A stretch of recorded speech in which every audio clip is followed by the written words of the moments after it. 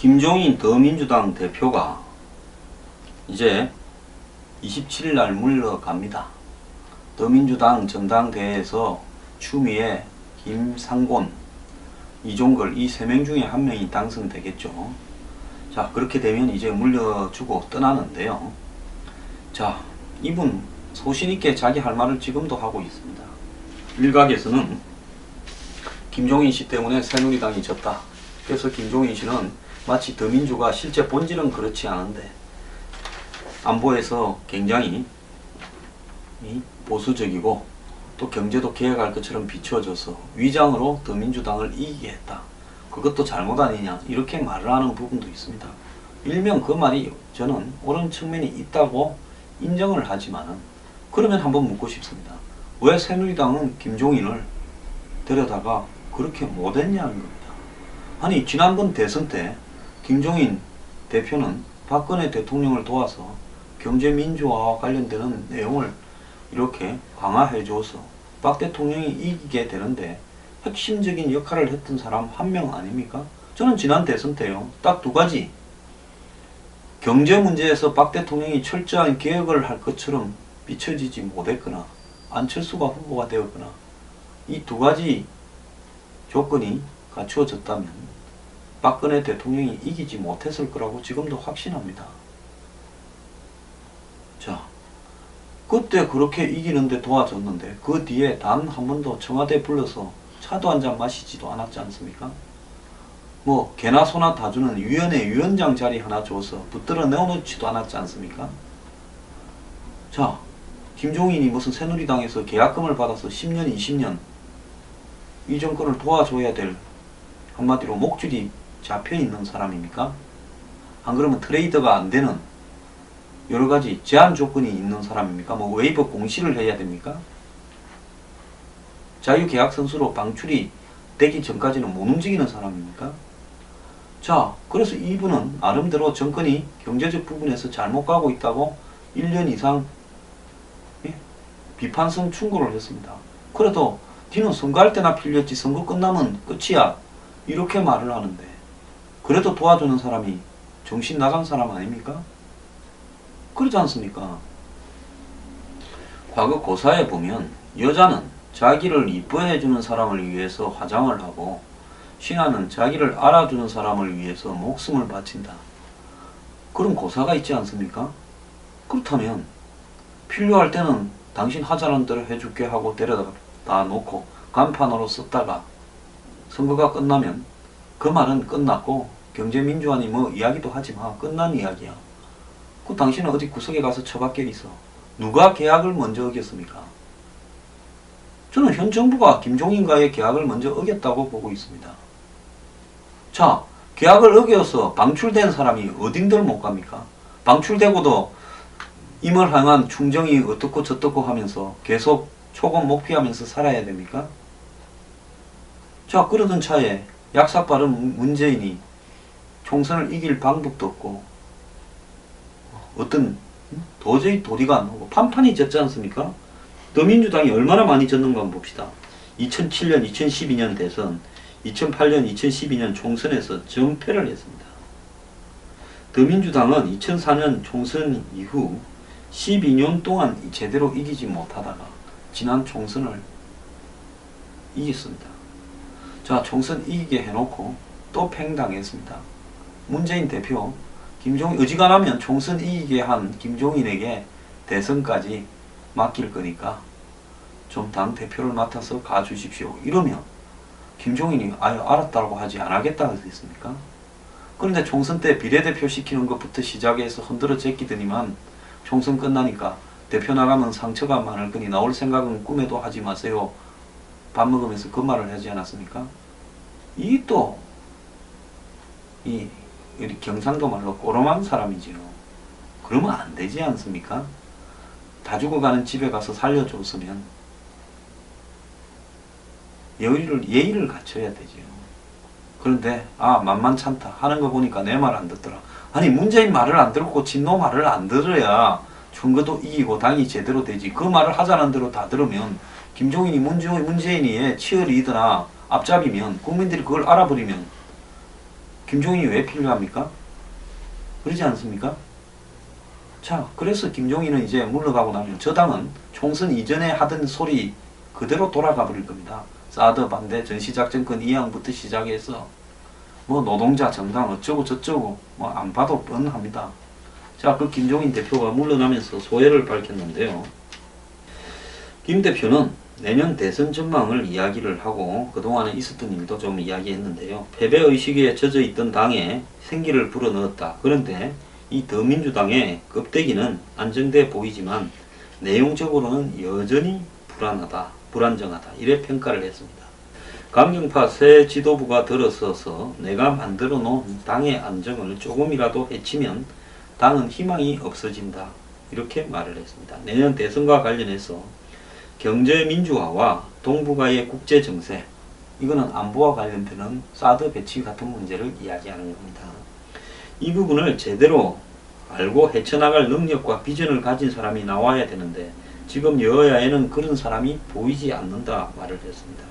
김 대표는 최근 기자들을 만나서 더민주로 정권 교체가 최선이지만 경제민주화 등 자격을 갖춘 후보가 야당에 없다면 다른 당 후보라도 지지할 수 있다.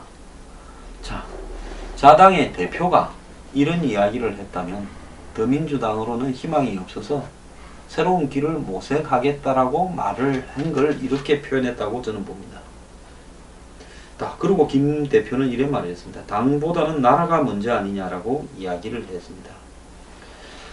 자, 해를 당신으로 와서 7개월을 보냈는데 보좌관 하나 없이 와서 야당에 와서 비교적 성공적으로 총선 공천도 했고 일당이 됐다.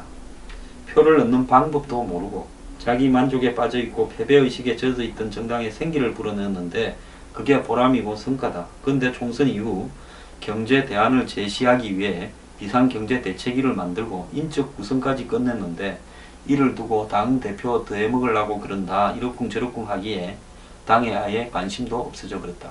총선 이후에 당 대표인 김종인 위원장이 비상대책위 위원장을 겸하면서 당 안팎으로 경제와 관련되는 주요 이 실력 있는 인물들을 모아서 내년 대선까지 뭐 어떻게 해보겠다 했는데 그것도 흔들어 적혀서 그냥 이분이 손을 놨다는 이야기죠. 그동안 한 개나 백은 없었냐 이래 물으니까 외부적으로는 당이 안정된 것처럼 보일 것이다. 적어도 옛날처럼 시끄러운 소리는 안 나니까. 그러나 최근 강령의 노동자 문제, 사드 문제 등을 보면 새 당 대표가 선출된 뒤 현재까지 만들어진 안정이 해쳐질까 우려된다. 특정 계파에 힘이 몰리는 현상도 걱정된다. 이렇게 말을 했습니다. 친노 친문 계파를 의미하냐니까 이 다수파는 당의 안정을 위해 양보하는 자세를 가져야 되는데 현재 그런 기미가 안 보인다. 이래 말했습니다. 경제민주화를 할 수 있는 후보라면 여야를 가리지 않고 돕겠다는 생각이라고 들었다. 이렇게 물으니까 경제민주화는 선거에 적당히 이용할 수는 있겠지만 나를 속일 수는 없다. 지난번에 새누리당 보고 하는 이야기겠죠. 물론 내가 한 번은 속았지만 경제민주화에 대한 이해를 하고 신념까지 갖춘 후보가 있는지 보고 있는데 새누리당의 DNA는 경제민주화를 하기가 굉장히 어렵게 돼 있다. 새누리당이요. 내년 대선에 제가 장담을 합니다. 경제를 철저하게 개혁하겠다라는 안을 내걸지 않으면 대선에 명함도 못 내밀고 질 겁니다.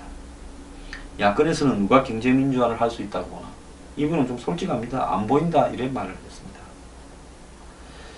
자, 그래서 이 본인은 경제민주화를 제대로 할 사람이라면 다른 당 후보라도 돕겠다. 나라가 먼저이지 당이 먼저일 수는 없다라고 이야기를 하고 있습니다. 그리고 사드 반대 부분에 대해서요. 이 당내 요구가 많아지고 있다. 이러니까 사드 반대 당론을 선거 공약으로 내세울 자신이 있나. 그래서 집권하면 한미관계를 지금 놓고도 그걸 다 부정을 하고 뒤집을 수 있겠느냐. 이렇게 이야기를 합니다. 그런 모든 것을 생각하고 말을 해야 되지 않겠냐. 책임 있는 정당과 정치인은 쉽게 말하지 않는다. 입에서 나오는 대로 말을 팍팍 하면 순간 기분 좋을지 모르지만 결국 후회한다라고 말을 했습니다. 자, 뭐 강경파들이 자기를 따돌림을 하는 데 대해서 나를 소외시킨다고 내가 소외당할 사람이냐. 나도 나름대로 내 소신대로 하면 된다. 이랬습니다. 참 이분은 배짱 하나는 저는 좋다고 보고요. 저는 김종인 씨를 데려다가 경제를 개혁하고 그리고 안보를 튼튼하게 하겠다라는 식의 안을 내거는 사람이 대선에서 유리해질 수 있다고 보고 있습니다. 경제 개혁을 이야기하지 않고 경제 민주화를 제대로 하겠다고 이야기하지 않고 내년 전 대선에 이기기 어렵습니다. 야당이 만약에 안보를 튼튼히 하겠다, 그리고 경제를 개혁하겠다는 제가 하는 소리 비슷한 소리만 하면 내년 대선은 야당에 벌써 넘어갔다고 봐야 되는데요. 다행히 이 나라에 야당이 멍청해서 사드 반대 그리고 이 전시작전권 이양 이러면서 친중 친북 이런 소리들을 야당 내에서 많이 하기 때문에 새누리당이 그나마 숨쉴 공간이나 기회가 있다고 보겠지만은 이 두 썩은 정파들의 하는 행태를 보면 정말로 경제개혁과 튼튼한 안보를 외치는 새로운 정당이 한국에 나타나서 내년 대선에서 기성정당들을 다 무너뜨려 버렸으면 하는 생각도 저는 하고 있습니다. 자, 지금 와서 김종인이 정체성이 안 맞는 계모였다, 이렇게 이야기를 하는 사람도 있고, 어떤 사람은 야당에 이기는 기억을 한번 보여줬다 이러는데요. 저는 그래, 안 맞는 사람을 뭐 하려고 데려다가 이야기를 합니까? 저는 손혜원이라는 사람이 김종인 씨 처음에 당에 데려온다니까 정말로 훌륭한 사람이고 존경할 만한 사람이고 예우를 해야 된다 이러더니만 김종인 문재인이 싸우니까 그 뭐 심술 맞은 영감처럼 말을 묘사하는 데서 야, 정치판이 저런 데다라고 생각하고 있었지만은 정말 지저분하구나 라고 생각을 했습니다.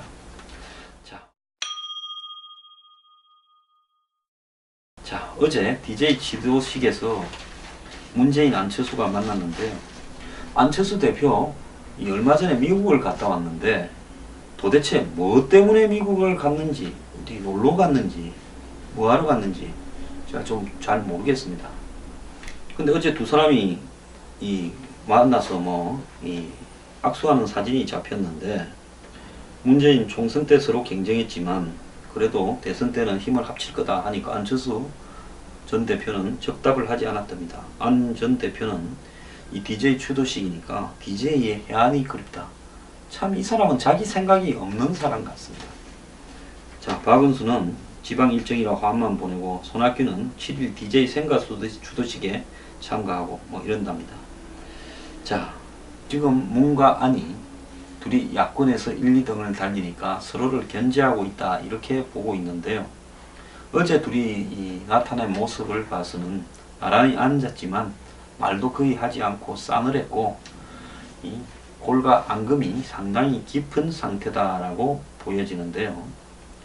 제가 볼 때 안철수는 어지간하면 아마 내년 대선까지의 과정에서 더민주 문재인 편을 드는 일을 하진 않을 것 같습니다. 지난번에도 보면 안이 물러나고 그 다음에 문이 안에 용산 집에 와서 눈 내리는 날 서가 있고 또 달개비에서 둘이 만나고 이러는 과정을 통해서 이 두 사람 사이에는 정권이 만약에 교체되면 그때는 둘이 합치면 이길 거라고 봤을 겁니다.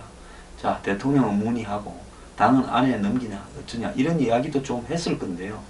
나중에 선거 지고 난 다음에 친노 측에서 나온 이야기에 보면 안이 당을 달라고 했다, 이런 이야기가 터져 나오면서 서로 지저분한 내면이 다 노출이 되었죠. 그래서 만약에 이번에 같이 합친다면 안철수 전 대표가 문재인 대표한테 양보하는 쪽에는 뭐 주기로 아마 공정을 하자, 공정사무실에 가서요. 그리고 그걸 공정한 문건을 국민들 앞에 흔들자 이야기를 할 거라고 봅니다. 그래 본들 다 무슨 소용이 있겠습니까? Y에서도 내각제 합의문을 써줬습니다. 노태우가 어떤 사람입니까? 노태우, JP, Y에서 세 사람이 합의문을 쓰고 3당 합당을 해서 그때 뭡니까? 민자당을 만들었는데 그걸 그냥 뭉개버리고 대통령 후보를 차지했습니다. 정치판에 각서는 필요 없습니다. 힘 있는 사람이 장땡입니다. 자, 이런 관점에서 볼 때 지금 반기문이 여론조사에 24%, 문재인 19.6%, 안철수 10.2%, 오세훈 5.8%, 박원순 5.7%, 손학규 5.0% 이래 나왔습니다. 자, 그런데 지금 여기 문제는 뭔가 하면 오세훈 5.8% 빼고, 오세훈은 총선에서도 떨어졌죠. 이번에 또 비박 당 대표를 주호영을 미는 바람에 망신살이 더 깊어져 버렸습니다. 그런데 반기문이 만약에 그만 안 하게 되면 새누리당에는 후보가 지금 없어지는 겁니까? 김무성 전 대표는 지난 총선 때 쇼 이후에 지금 이 대선 주자 지지도에서 한참 뒤로 가버렸어요. 요즘은 뭐 앞에 한 7, 8명의 이름이 잘 안 오를 때도 있습니다. 자, 3, 40% 왔다 갔다 하는 것 같은데요. 자, 이런 상황에서 지금 반기문 하나를 믿고 우병우를 앞에 방패막이로 세워서 반기문 데려다가 하자. 그렇게 소박하게 생각해서도 좋을 건데 거기에 하나 더 보태서 반기문한테 생으로 주기는 아까우니까 이원집 정부제 개헌을 해서 반기문은 꺼풀뿐인 대통령 세우고 실질은 우리가 해먹자. 이솝 우야에 보면 계란 장수 여자가 나옵니다. 계란을 갖다가 머리에 이고 팔로 가면서 자, 이 계란을 가지고 병아리가 나오면 병아리를 갖다가 키워서 예? 또 닭이 되고 닭을 팔아서 뭐 소를 사고 어쩌고 저쩌고 하니 기분이 좋아져 가지고 이렇게 막 춤을 추면서 가다가 계란이 다 깨져버리죠. 이솝 우야에 나오는 계란 머리에 인 여자하고 지금 새누리당의 친박이 비슷하다고 보고 있습니다. 자, 유일하게 희망은요, 미국이 사드를 하나 선물로 주는 바람에 이 사드 가지고 어찌 잘 뭉개고 경제 개혁을 하겠다고 어찌 잘 뭉개면 살아날 길도 영 없는 것은 아닌데요. 그런데 인간이 아둔해서 살아날 길보다는 우병우한테서 하는 것처럼 죽을 길만 찾고 있습니다.